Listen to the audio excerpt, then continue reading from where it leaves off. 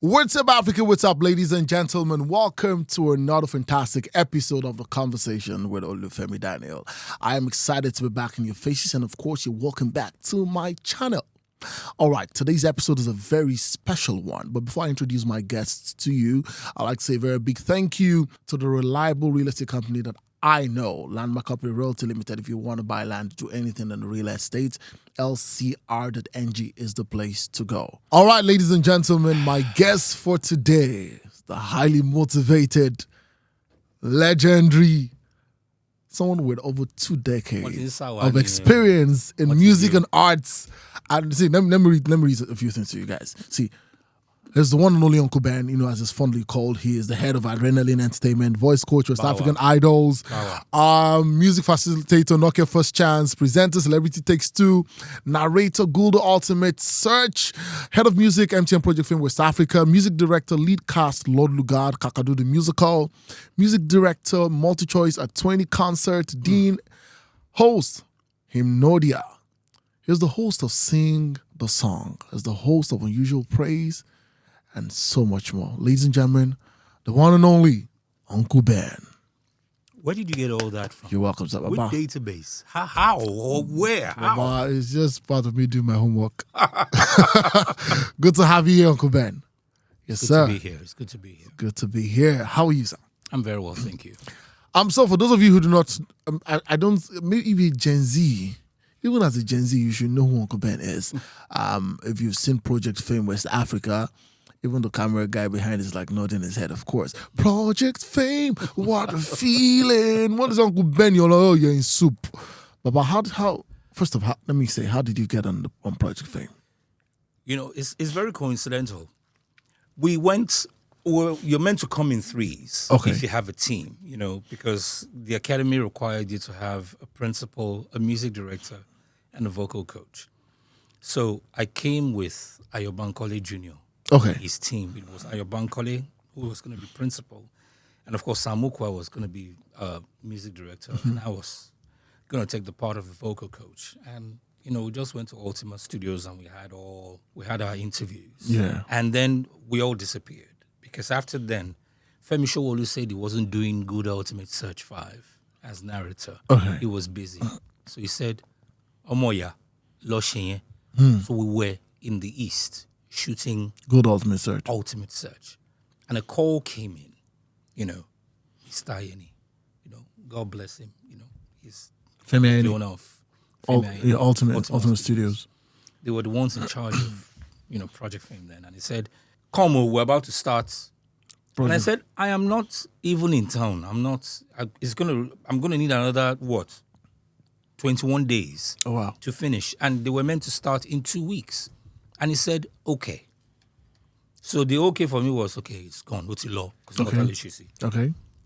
But then he called again and said, "Look, we're willing to wait for you to get back, to come and do." And I just felt that, look, God was on my side. It's time for you to just basically do this. And after that, then when I got back, I went straight to his office and said, "Look, check out all these clips and everything else and tell us what you think." Again, like I said, I was going for vocal coach. And I'm looking at the clips and this one can't sing, this one can't do this, that one can't do that.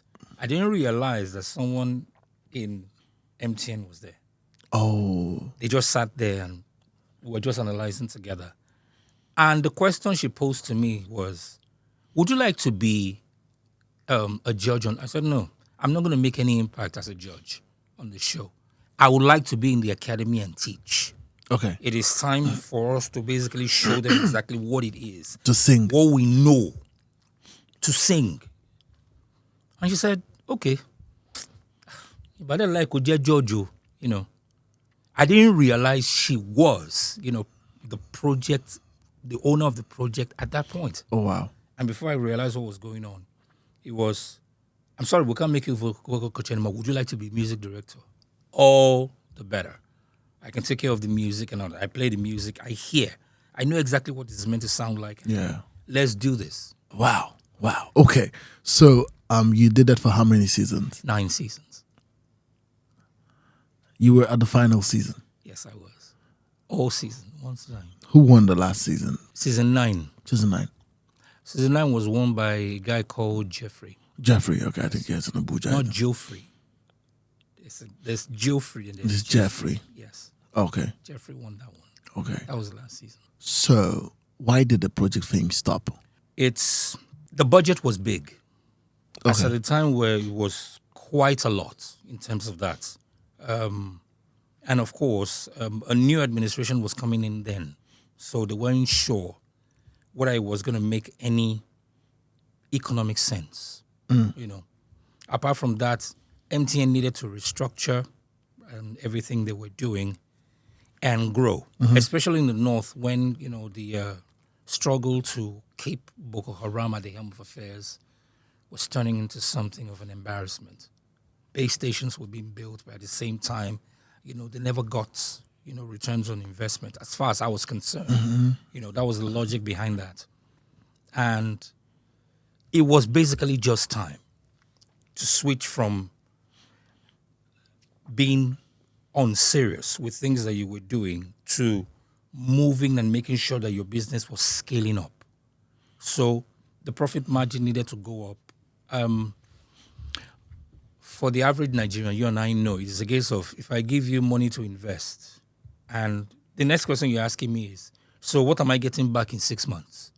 True that. We'd never look at the long-term investment. And again, there was also change in leadership, administration at MTN. Wise. Nobody would see your vision as the same. It was time to basically move on from it. Whatever government policies was behind all of that remains, silhouetted in what our thought process is. But it was time. And I was glad to be part of that for 9 years. And I told myself, I was going to move on to another show then, but, your conscience never tells you. It is always going to be a yellow thing. That was what it was. You like to say what show that was? Yeah, of course. The Voice called me. The Voice, Nigeria. That's Mr. Akin? Yes, but it didn't come direct. Okay. I was called from SA by the promoters of the show themselves. Okay. And but I went to Mr. Yeni, and I said this was exactly what it was. And he said, "What do you want to do?" I said, "You have to tell me what to do because I love this show." He said, "Look, if they're offering you more, I give you my blessings." After that, I changed my mind. I said I wasn't going again, that I was going to stay with. But Project Fame never happened anymore. It didn't happen again. I knew that did something Yellow Star. It was in the process of going to season 10. That was when that was happening. So it was time to switch allegiance. But I said, you know what? Why don't you just stay with this and just wrap it up? If something else comes in. Do you regret something not else. going for The Voice? No, I didn't. Seeing that Project But I was Fame glad didn't that proceed. I was part of those who selected the first set of singers who went. On The Voice? Yes. Oh, wow. I did the auditions to some extent. Oh, nice. We gathered all the singers that went that year, and they were all really, really good. Whatever happened after then, again, bureaucracy played a lot. It was a case of it's happening in SA, so they had to do it their own way. True that. You're going into murky waters. You will never understand what is going on there, so let them have it. Otherwise, you probably don't stand a chance, no matter how brilliant you are. You're not South African. But it was a Nigerian show, so that was my biggest ish.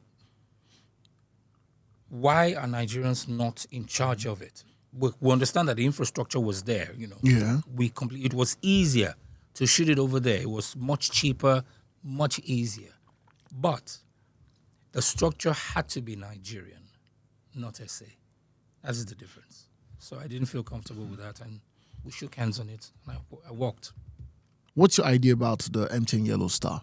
Because personally for me, when I look at the past seasons of MTN Project Fame, I see it as more detailed, more robust in terms of the training, and a big shout out to Dirty He one.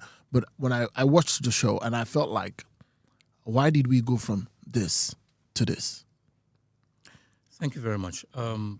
Whilst they wanted to give it a new face, it was crystal clear from the producers of the show that We want to do our own thing and want to make it original. Any influence whatsoever from those doing Project Fame would have been a pride thing for some of us. It would have been, if it was not because of me, this would never happen. Yeah. So it was a case of, look, open the slate, keep everybody away, everybody who had done it before, and let us have a clean slate and let us compete, let us compare. And that was what it was. Doughty won. The aesthetics of the show was also very good. Whatever it was in terms of the learning skills, I'm not privy to it, and I'm sure they all tried their best possible. Again, we'll leave it in the hands of the audience to judge, and they did that. And they didn't think that, they did enough to promote Yellow Star. If they had probably done a second season, Would have happened. maybe they would have crossed all their I's and dotted their T's. You're right. Because when we did, Project Film had 9 seasons. 9. So Back to back. whatever mistakes, whatever black hole we needed to paint white, we made sure we painted it yellow. That was what we did. But in terms of the Academy, that was the blueprint of everything that must be in a music reality show. If people do not see what the Academy is from day to day, how would you know that you improved? They didn't call any of you to say, okay, come be behind the scene. No. That was the deal. There was no academy on Yellow Star. There must have been, but they didn't take any advice from Ultima. I don't think they did. Was Ultima in charge? No, Ultima was not even involved. Oh. Nobody was involved from the Project Fame era, from the Project Fame family. No one was involved. So this brings me to this question: reality shows in Nigeria. What do you think we really do reality shows? Let's come back to, let's talk about. I know we have Nigerian Idol. We used to be a teaser at Nigerian Idol one time. No, was it Glow? I know it was Glow. No, it was Glow Niger Sings. Glow Niger Sings. There was yes. Glow X Factor. Yes. There was Glow one season. That was one of the tools. There was another one. Etisalat sponsored Nigerian Idol for one season. Okay. Before Glow took over. Okay. Airtel had The Voice. The Voice. Nigeria. Airtel had one that also something's done. I just got talent one time. Yes, they had all that. Yeah. Well, we're doing reality shows, but especially the singing part. I mean, the people that we churn out over time. What are your thoughts? So, I have friends who, have gone for reality shows. And when these people come out, I think that we have a few people who have done so well, haven't won the show. Inyanya is there, Chidima is there. People who are still on the mainstream. But you find out a lot of people come out who have Timi Dakolo or Mawumi, definitely. But some people go there, come out, and boom, we don't see you. That's the missing link. Curriculum. Like I said, in Project Fame, there was a curriculum. We had people come in to teach you everything you need to know about management, the legals, how to write your music. Producers came in. If there was the window dressing in other reality shows, that must have been the mistake. But it needed to be seen by everyone that was watching the show from home. If they didn't, it becomes a problem. If you want to become a politician, you must attend an academy with a few people, apart from the fact that you will go to school for it. You must take courses. So are we seeing, the finished product of what is meant to be from the back end? For example, you have been a show host. You're still a show host yourself. If they give you, for example, look, listen, we need you to be a show host for this, you will have to do your own research. Of course. If they had that kind of infrastructure, yes, they would have been able to. But again, you see, just like politicians, when you're in a reality show, be it a show for music, for politics, for whatever it is, once you become famous, your head becomes light. So you're in the clouds. The humility of how you started is gone. Vaporized completely. A lot of people do not realize that. So when you win the show, you become the best. Now, what you call the backdoor trap. You're going against those in the industry who have worked really hard from the streets and those who have been privileged. Olamide came from nothing to become the global person that he is. Don Jazzy did the same. Tiwa Savage did the same. D'banj did the same. Davido is doing the same. Yeah. You're going to meet those people and you're going to be sharing airspace with all of them. The saturated airspace. Yes. So TV stations will want to play. Radio stations will want to play. Now, you just want a reality show. As far as they are concerned, you already have the marketing dynamics. You've been seen on television globally for about 100 days. You have been seen. How do you utilize that? If I was a music star and I didn't get that privilege, I'm not going to sit here and wait for you to go above me and get all your songs being played. I'm not going to do it.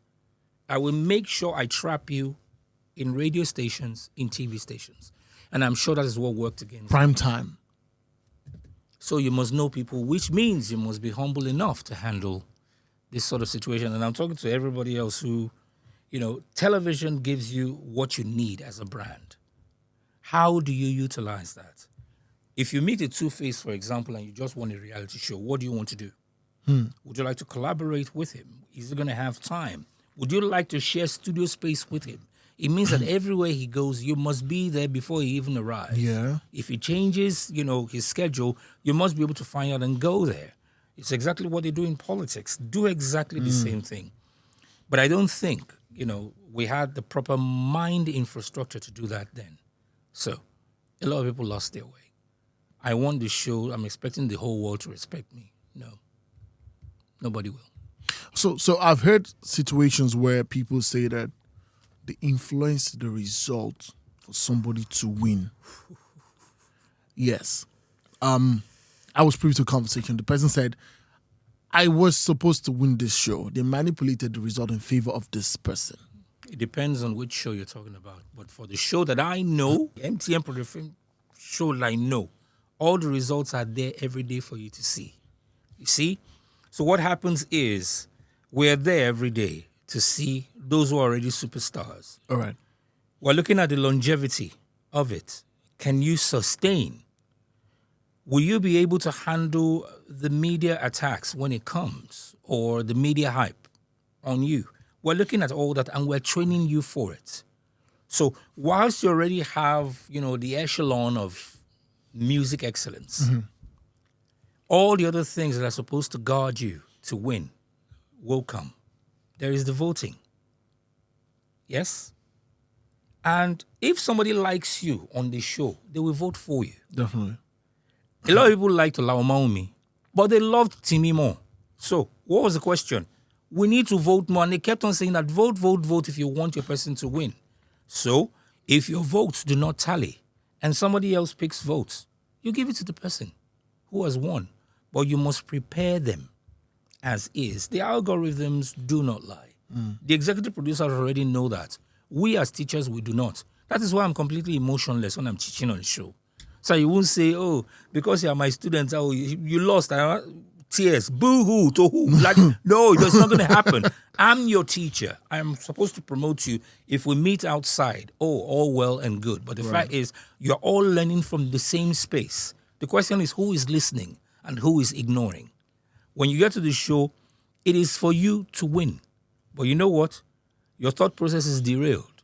There are girls, there are privileges, there's lights, there is the sparkle, there is the shiny moments. There is one moment where you get on that stage and you are completely unstoppable. Can you sustain it? A lot of people can. Again, I'm going to use Olamide, D'banj, I'm going to use Two-Face, I'm going to use Tiwa Savage. They've been consistent.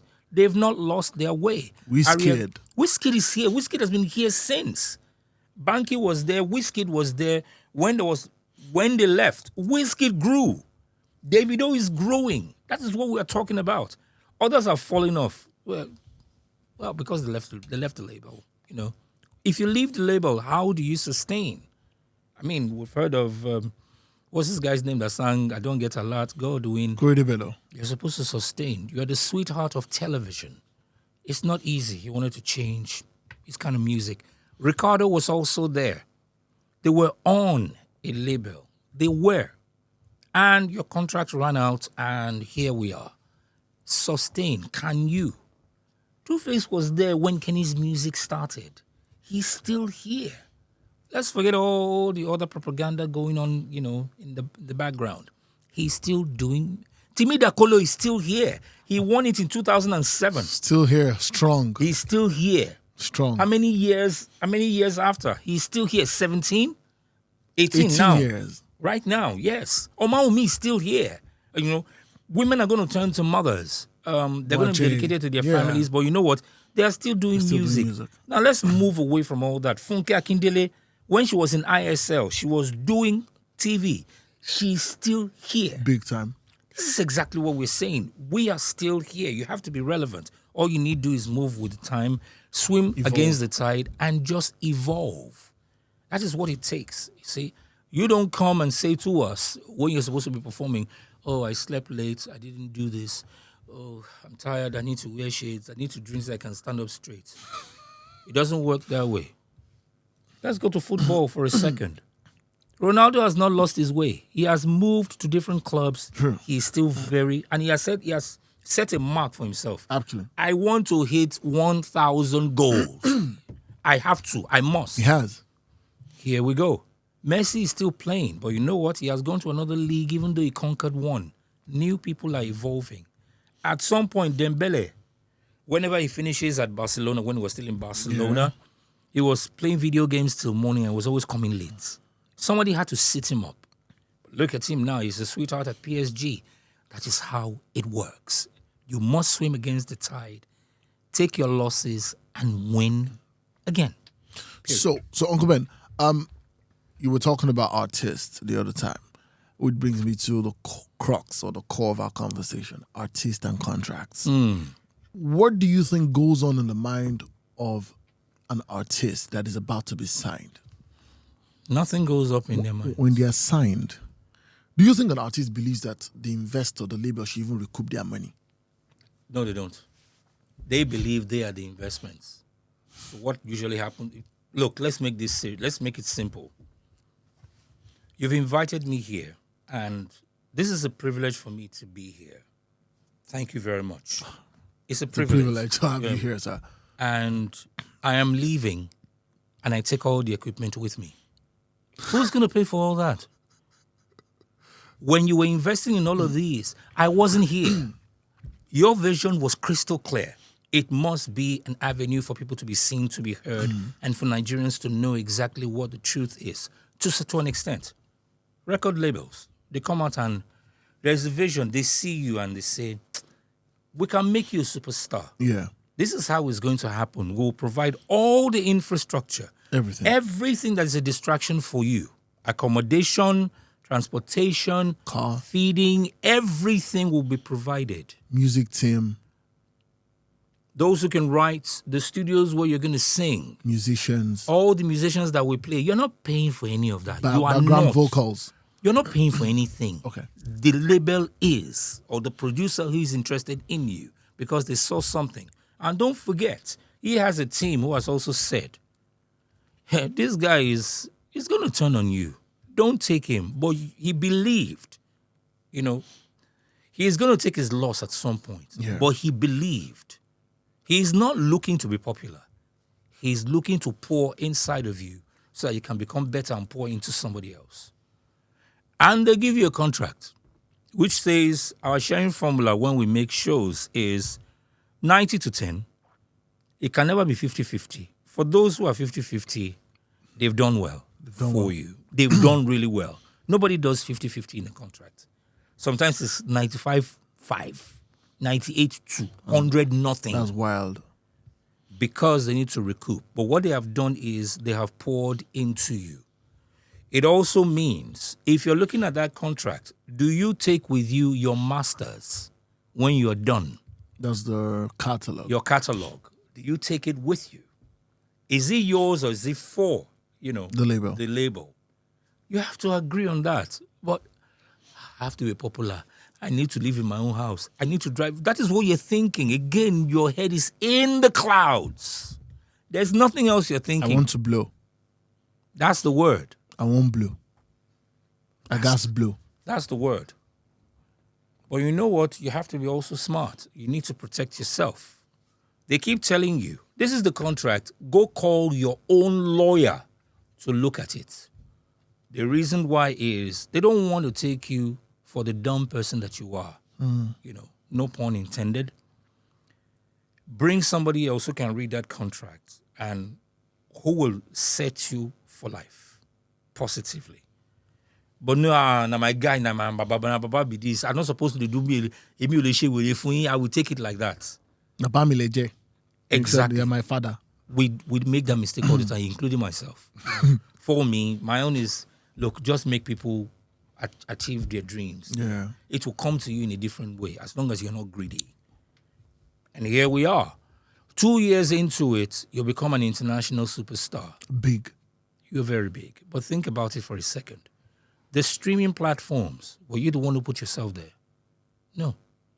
All the expenses in terms of travels, accommodation, everything else. Feeding. To make that concert or the tour you're going on, it wasn't your money. The only thing that was there is you lent your voice or your lyrics or your skills into making sure the songs are enjoyed. Hearable. They are learnable, hearable, they're simple enough. Yeah.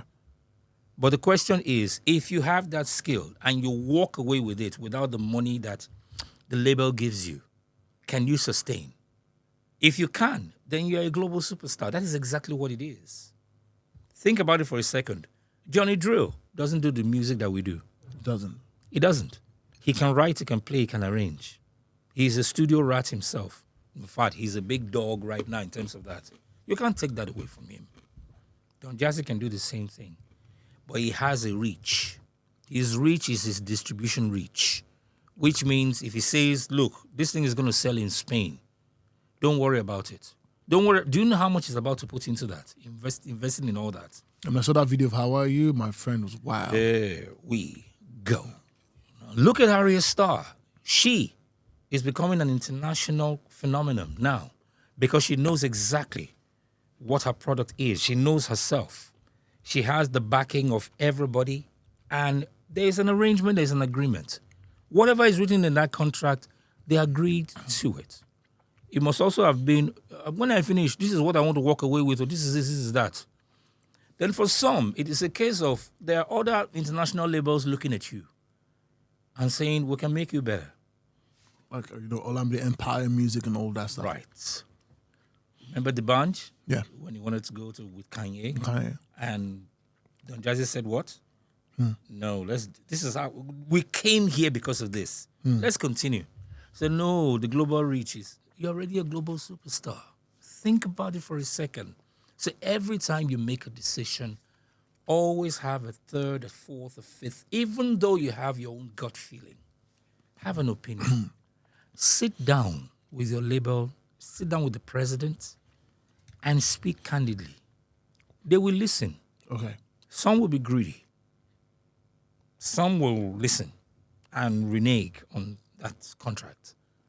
But say your mind and always have a third ear. Sit there to discuss it.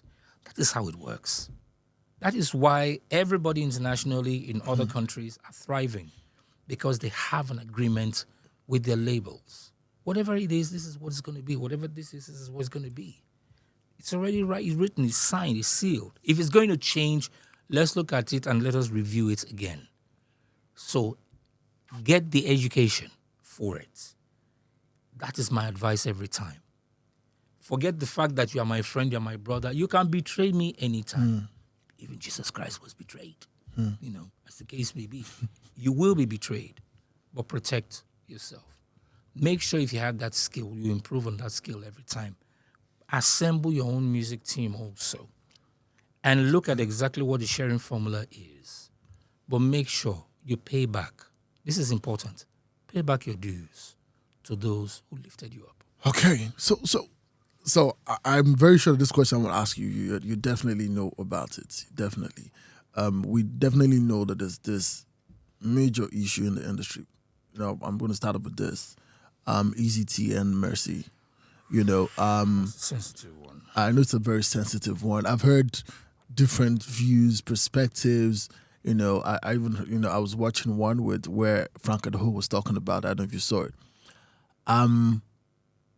What do you think went wrong? I know you know Eazee. I don't know if you know Mercy personally, but I know you know Eazee T very well. What went wrong in that space? It's a contract gone wrong. That's number one. Number two, they were not sincere with each other. The stories are too many. But I would rather not listen to blogs or, external opinions. I would rather go to Eazee myself. What do you know? Because Eazee has given me a lowdown of how that thing went. Okay. And as far as he was concerned, Mercy and her team were not being sincere with him in terms of the spends and everything else. And Mercy also said, look, listen, we've gone to the blockchain, we've gone to the back end, and we've checked. It's not consistent. And Eazee is saying that I will give you what I owe you if you come clean with what you owe me. Because you've gone to places, you've done things, and you have not, you've not basically brought your paper out for us to see exactly what it is. If that is happening, I'm not going to do this for you. Eazee is very, very clear about it. I will not give you this if you do not show me the paper on how you ran things. Give you what exactly? She went on some shows. Okay. And Eazee is meant to get a percentage of that. But she kept quiet about it. That's like, is it a 50-50 deal? There? Yes. Yeah. Okay. Yes. And, she has royalties to pick up. And Eazee is saying, you have to show me that. Otherwise, I'm going to hold on to your royalty. All right. You can't bully your way into coming to get that royalty. And that was what she did. And I completely understand. Okay? You can't fight the government. EFCC, you can't do that. The Nigerian police, you definitely cannot do that. Yeah. You are completely powerless. That is my worry in that industry.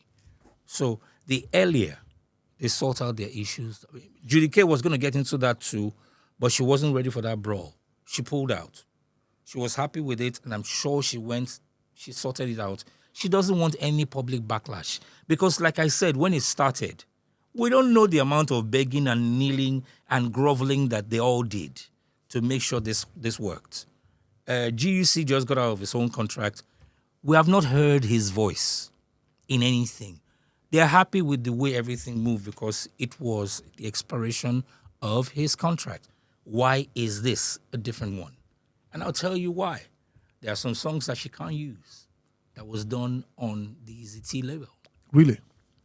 You can't, because Eazee T is not going to let you use it. As far as he's concerned, he owns the songs.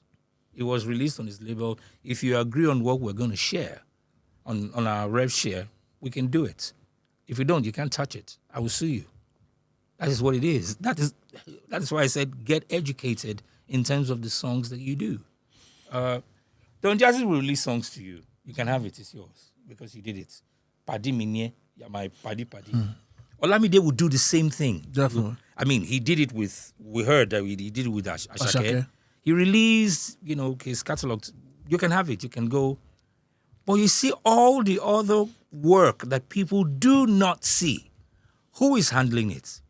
They have their own personnel that handle it internationally and, of course, locally. That's exactly what we're saying. Those things are not easy to do. So shout out again to all record label owners, all executive producers. People are not saying this, but Brymo had the same issue. Chuck City. Yes. When he was with Chuck City, it was a lot. And we all know that King Bello Osage is a great businessman. You don't cross those kind of people. Respect yourself. That is how it works. So talent is not enough. Wisdom must also direct you. And there must be respect everywhere.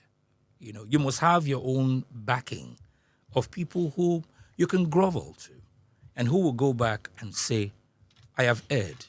Let me fix this. How do we resolve this? That is how business is done. We don't do it on emotions. Music is a global business. Think about it. 1 billion streams. Think about it. 1 10 billion billion streams, 20 billion streams. Think about it. That's money. It was the ideology of you and some other people who saw that opening and said, take this market. 8 billion people in the world at $1, and you have 100 million listeners. $1. What else do you need? 100 million listeners. Yes. $100 million. Now think about that every minute. Because 100 million will listen in a minute, another 100 million will listen in a minute, maybe another 200 million will listen in a minute. 100 million in a day, it's okay. You the minute itself, that's too much. That's exactly what we're saying. So look at that contract well. But you know what? That executive producer is going to take the biggest chunk of it. Who owns the catalog? Now, because there's a conversation about the artists should have their music videos on their personal YouTube channels. Which is correct.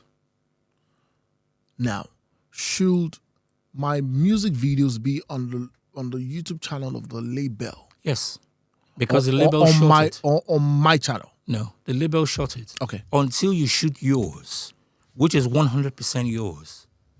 It's not yours. The label also owns the catalog. Yes. So for life. Industry standard. Yes. It's the standard everywhere, anywhere. It's the same thing as football. Some people wait and run their contracts down. Some are sold before their time. That is how it works. If you want to buy that catalog, pay for it. Negotiate with the person. Michael Jackson bought the catalog for the Beatles. How did you get that? The Beatles. It is not for sale, but he got it. So, if it is yours, gradually, warm your way into the heart of the producer. They will not let it go because it is also an investment channel for all of them. When they started, you didn't put in a dime. You just put in the skill. They provided all the machinery for that skill to work. So do you think that this should have not even come to social media at all? No. Looking at how they started, because I know that these people started really good. I did Mercy's first interview in Lagos. I remembered back at ICM, and I'm like, why did this come to the limelight? Money is the root of everything. It's money. What if it is not even Mercy's intention? What if it's not even Eazee's intention? There is somebody who is nudging you, one person. So it might be somebody from your camp or somebody from mine. And he's not supposed to be doing that. No, that was not the agreement you and I had.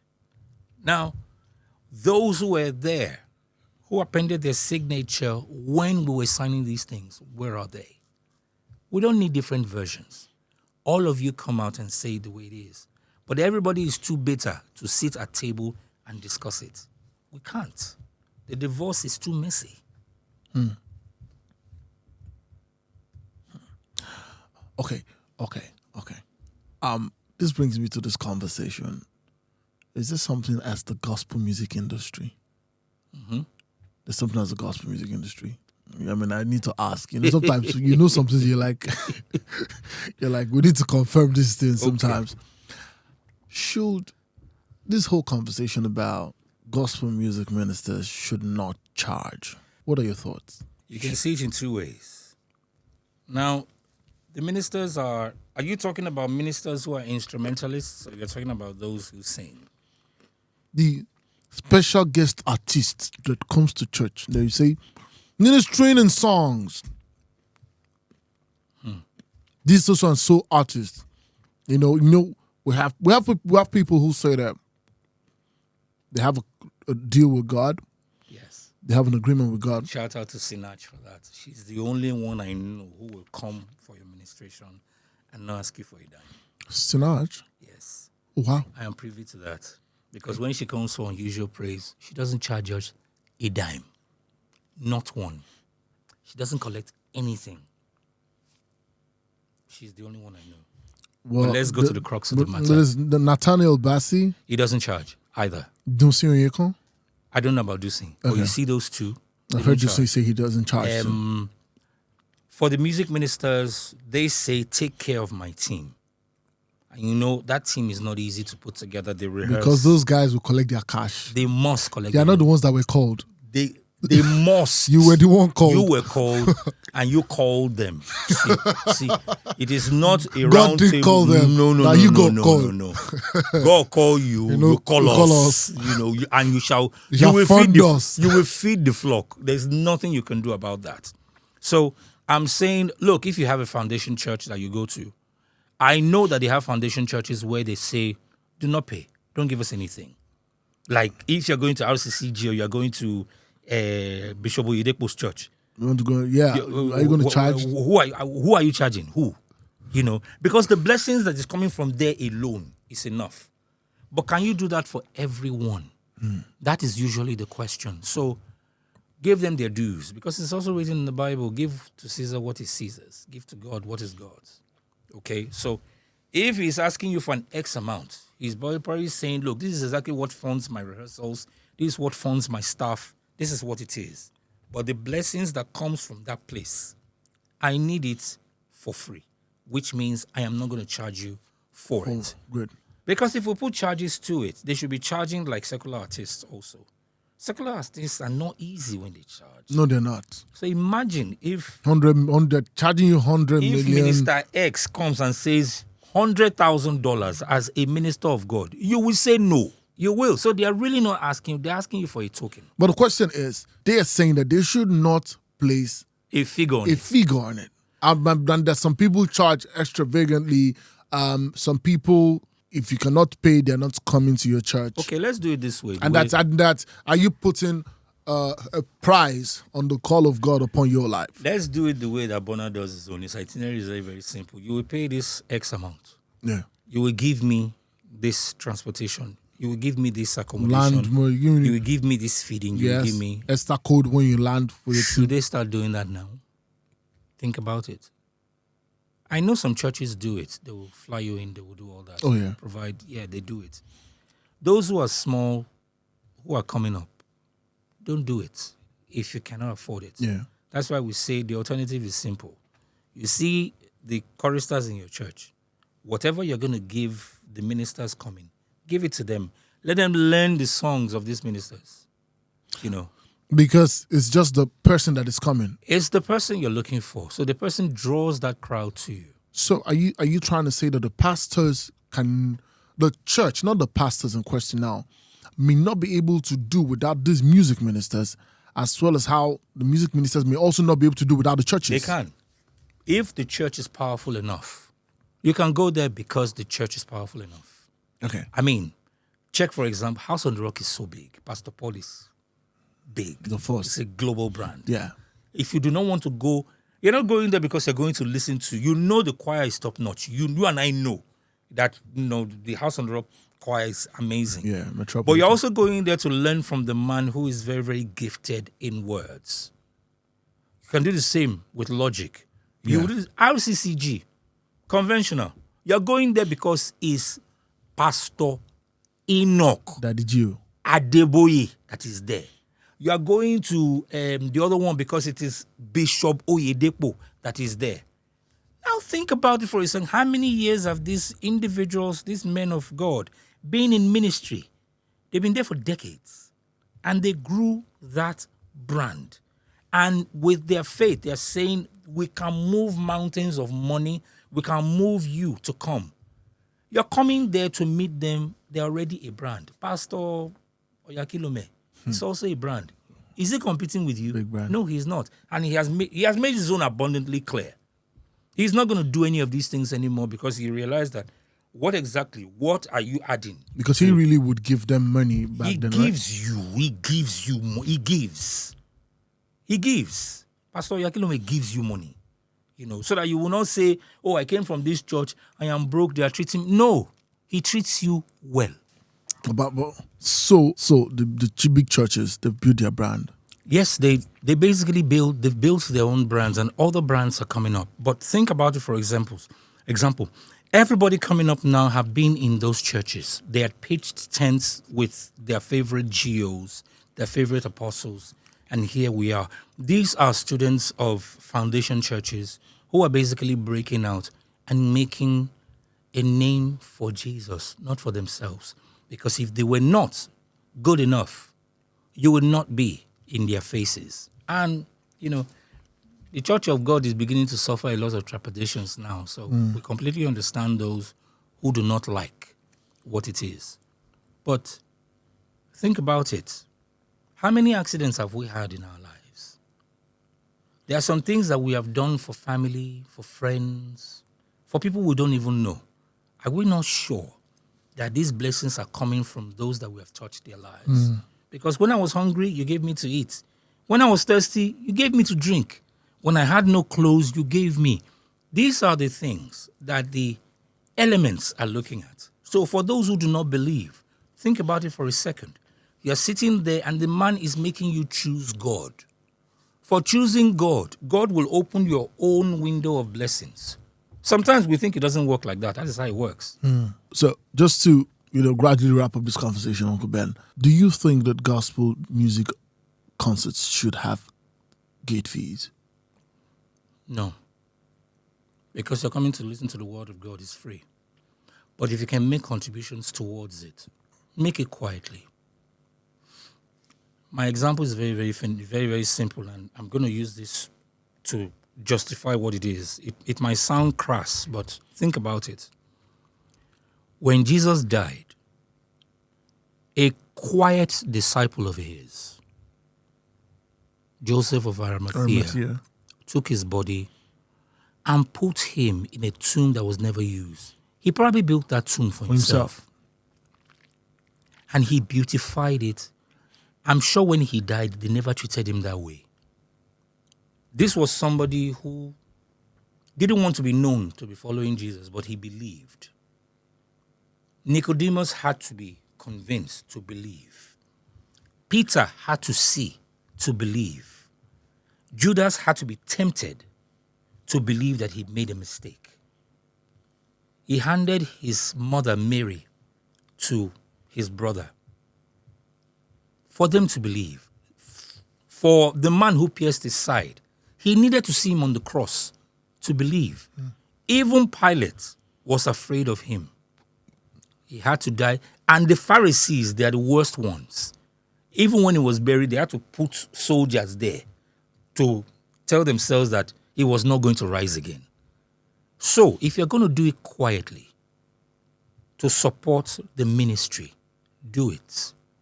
Leave noise making on social media out of God's work. Because you know what? When he gave you free will, if God wanted to force you into accepting him, we'll probably not be here. We'll probably still be in the Garden of Eden. But he gave us free will. Even though he said, let us make man in our own image. So sometimes, let us read our Bibles well and put the interpretation, make it fit, let's not make it fit into the context of what people are saying. Because to what end? Because you will get to that pearly gates. You will explain why your thoughts were wandering like this. Why the illusion of it made you conclude like that. That is the devil working. Just do your bit and move on. Uncle Ben, thank you so much. So let's talk about your project. There's something, last time we met. Yeah. Yes, let's talk about your project. So it's the basics. For those who want to sing, who are looking to take it to another level, we're saying on a little scale and on a token. Yeah. Please, come, let us assemble ourselves and be in a place for 24 hours. So I see exactly what they go through when they were in Project Fame, when they were in the academy. Yeah. You will meet different people, and let's find out what your distractions are. You say you want to be a minister, you want to sing, you want to do this, you want to do songwriting, you want to find out the legals of it. You will pay a token for it to be able to get that. And whilst you're doing that, people will take interest in you.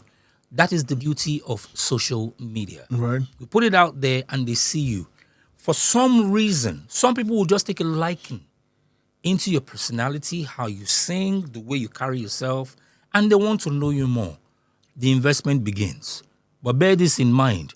It will turn out to be another Don Jazzy against you, another Olamide with you or against you, another Pastor Paul or Pastor Flourish or geo with or against you. The question is, how does your mind carry it? We keep saying to ourselves, oh, it's 5 senses that we have. That is 5 senses of the body. What about the senses of the mind and the soul? Because when you're writing that song, that is your mind conceiving, your memory, the way you are able to write it, the way you're able to structure it. When you go to perform it and you're dreaming it, and you're dreaming the kind of crowd, that is your soul telling you exactly what to do. So how many senses do you have? They're probably more than 5. They're probably more than 10. They're probably up to 15. They're probably more. So when you're ready to let yourself out, this is exactly what it is. So it's the basics. Is there a fee to that? Yes, there is. We're still looking at that, but it will not be less. It won't be less than, it's for 24 hours. Okay. It won't be less than 100. Okay. It will probably go up, considering market forces. You have to be fed, you have to be accommodated. And we need a certain number for every day that we do it. Okay. So if it's happening one weekend, it's happening the other weekend, this is what it is. All right. But the knowledge you get from that is way more than that. Is way more. That is my own joy. A lot of people are like, oh, he's gathering people to collect. What is that going to do for all of us? It's exactly what we're saying. It is time for us to pour into others so that they can become mentors to other people also. We can't reach everybody. The Bible made it clear. Go into the world and preach the gospel. When God did his own, the apostles moved it on. Then the apostles found other apostles and they moved it on. This is why we have global influence of the church and individuals. Because if Geo does not serve your purpose, Tony Elumelu will. Dangote will. Boa will. The president will. Yeah. People don't like the president much, but you know what? Everybody will. Even the Lagos State governor and other governors will. Even those who are in the opposition also will. The fact is, pick whoever is going to be your mentor to that effect. Because the Tony Elumelu Foundation gives, but it gives you a startup. But when you mention his name at some corridors, you'll be let in. Now, who gave that man that form of influence? He worked hard, and God decided to bless him. Why not you? Thank you so much, Uncle Ben. It was such an honor to have you right here on the podcast. Thank you so much for coming. To everyone who stayed glued, thank you so much for joining me on this episode. I'm super excited. This episode is special to me.